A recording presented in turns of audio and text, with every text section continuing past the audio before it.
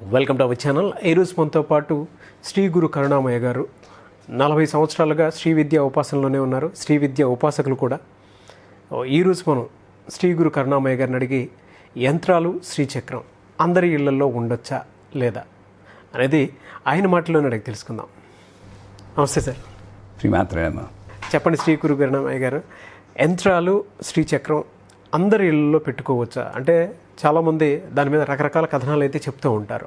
అందులో వాస్తవాలు ఏంటి, నిజంగా ఇంట్లో పెట్టుకుంటే ఏమవుతుంది, ఎటువంటి ఫలితాలు జరుగుతాయంటారు?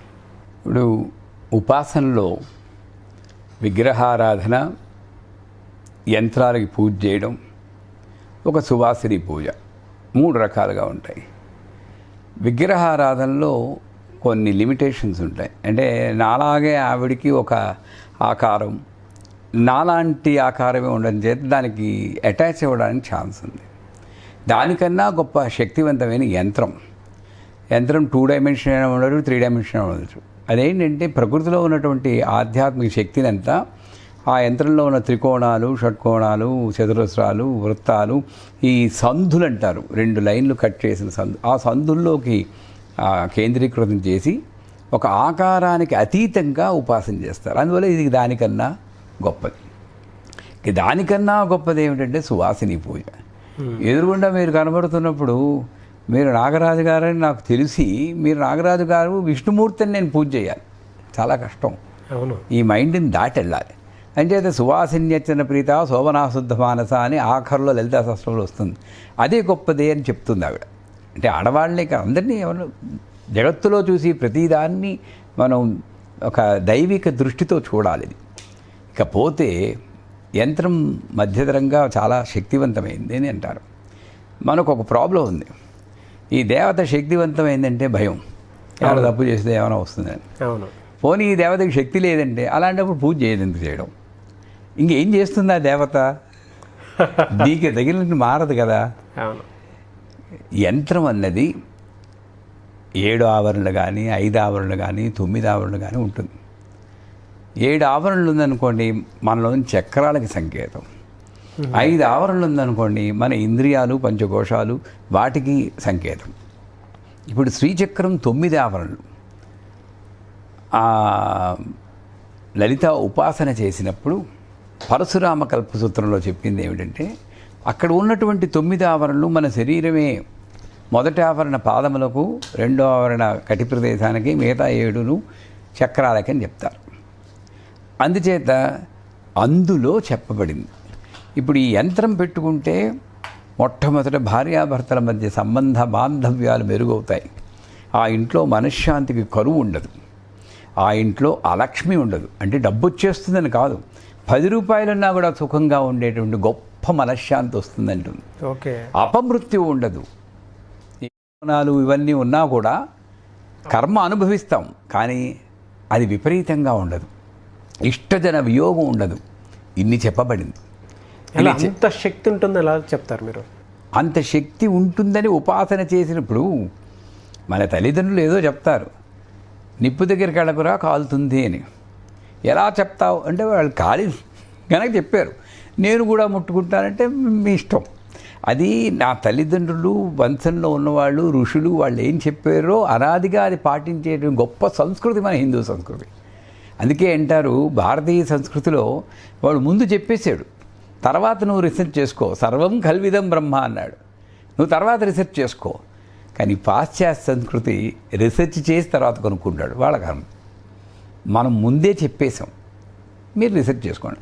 అంచేత ఇది శ్రీ చక్రరాజనిలయ అంటారు, రాజ. ఇటువంటి దానికి మనకేంటంటే, ఒక ప్రధానమంత్రి ఇంటికి వచ్చారంటే చాలా ఏర్పాట్లు చేయాలేమో అని అనుకుంటాం.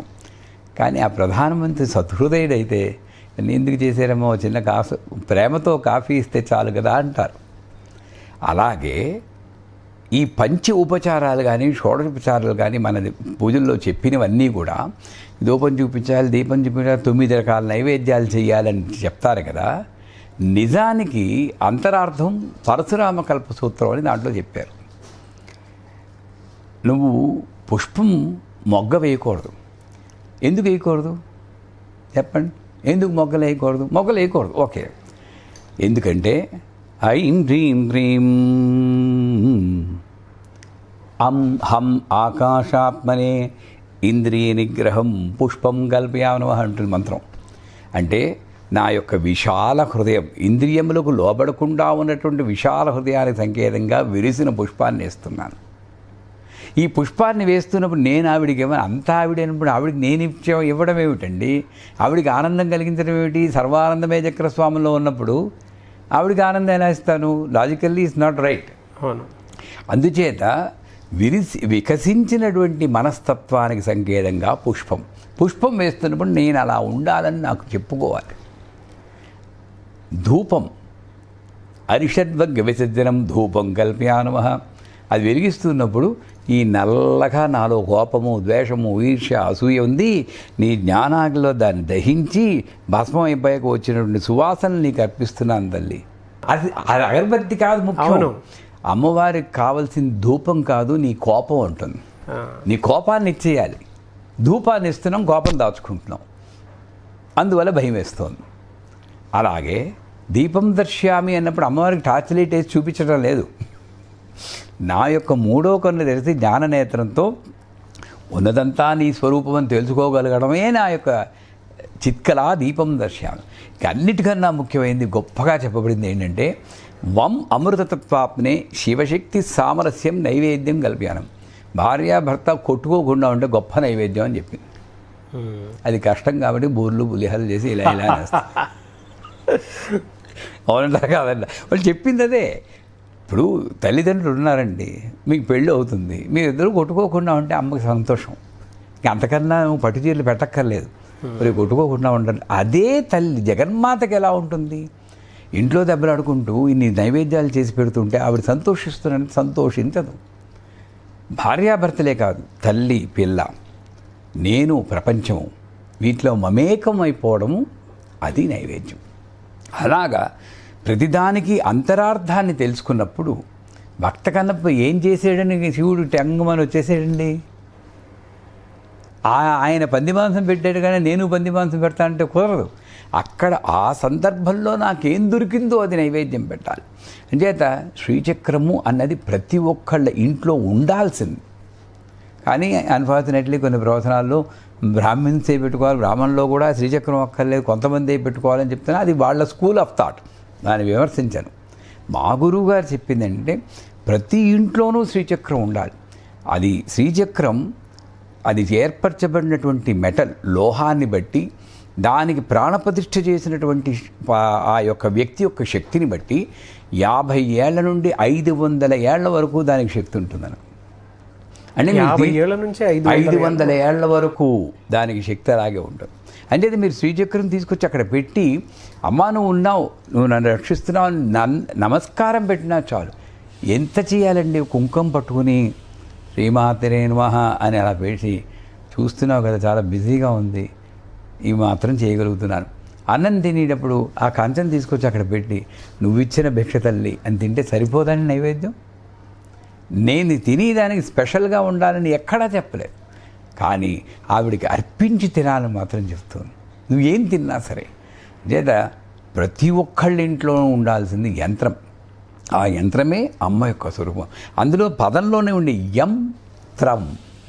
యకారం అంటే క్షీణత, నాశనం. త్ర అంటే ప్రొటెక్షన్. త్రాహిమాం కృపయాదేవి శరణాగత వత్సల. నువ్వు నాశనం అవ్వకుండా రక్షించేది యంత్రం. అది ఉండకూడదంటే మరి మీ ఇష్టం. శ్రీమాత్రం. Thank you sir, thank you so much.